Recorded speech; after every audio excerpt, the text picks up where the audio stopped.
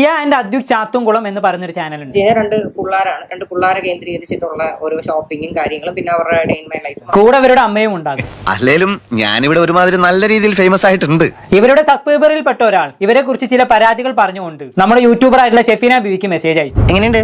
വളരെ വളരെ നന്നായിട്ടുണ്ട്, താങ്ക് യു.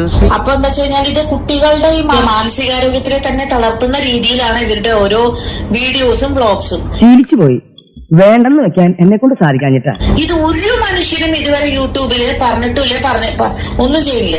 ഇത് ഭയങ്കര കഷ്ടാണല്ലോ. ഇവിടെ ചോദിക്കാനും പറയാനൊന്നും ആരുമില്ലേ? ഈ ടീയക്കുട്ടിയുടെ വീഡിയോയിൽ എന്താ കാണുന്നത്?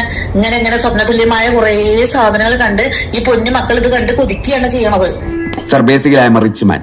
Show some respect. ഗൈസ്, അപ്പൊ ഇപ്പൊ നമ്മള് കല്യാൺ സൈപ്പർ മാർക്കറ്റിലാണ്. ഇവിടെ ബാക്ക് ടു സ്കൂൾ ഷോപ്പിംഗിന് വന്നതാണ്. ഗൈസ്, അപ്പൊ ഇവിടെ നിന്ന് കുറച്ച് സംഭവങ്ങളൊക്കെ എടുത്തിട്ടുണ്ട്. ചോക്ലേറ്റ്സ്, 2 ഐസ്ക്രീം മതിയോ?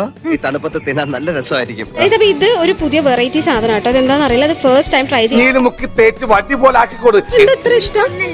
ഇതെന്താ ഇത്ര ഇഷ്ടം? വേറെ എന്തായിരുന്നു? അതെന്താ മിൽക്ക് ബിക്കീസ്. ഇതിന്റെ കൂടെ ഗൈസ് നമ്മള് ബാക്ക് ടു സ്കൂൾ ഷോപ്പിംഗ് ആണ്. അതിന്റെ കൂടെ buy one get one free എടുത്തിട്ടുണ്ട്.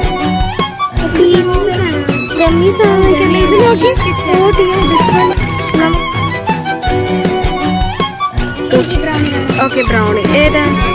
ശരി,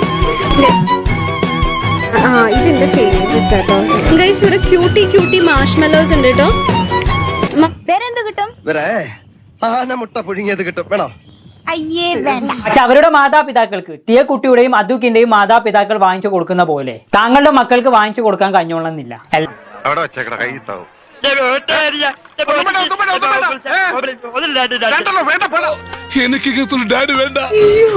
ഞാൻ പറഞ്ഞു ഏകദേശം more than 5,000 rupees something bill വരുമെന്ന് പറഞ്ഞിട്ട് അങ്ങോട്ടും ഇങ്ങോട്ടും ഇവര് പ്രെഡിക്ട് ചെയ്യുക.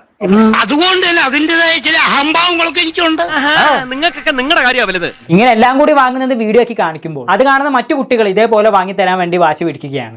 എനിക്ക് ജീവിക്കേണ്ട സുഹൃത്തെ. കൂടുതൽ കാണുന്നത് പിള്ളേരാണ് ഇവരുടെ വീഡിയോസ് കാണുന്നത്. നിങ്ങളൊക്കെ അവരുടെ സാമ്രാജ്യത്തിലെ കുട്ടിക്കുരങ്ങന്മാരാണ്. എല്ലാരും ഇവരെ പോലെ ജീവിക്കണമെന്നില്ല. പലരും പല സാഹചര്യത്തിൽ നിന്നാണ് വരുന്നത്, അല്ലെ? ഇതൊക്കെ എന്ത് ദ്രോഹാടോ. ഈച്ചയ്ക്ക് വ്രണം കാട്ടരുത്, പിള്ളേർക്ക് മോണ കാട്ടരുത് എന്നൊക്കെ പണ്ടത്തെ ആൾക്കാർ പറഞ്ഞു കേട്ടിട്ടുണ്ട്. അതായത് പിള്ളേരോട് അമിത വാത്സല്യം കാണിക്കരുത് എന്നർത്ഥം.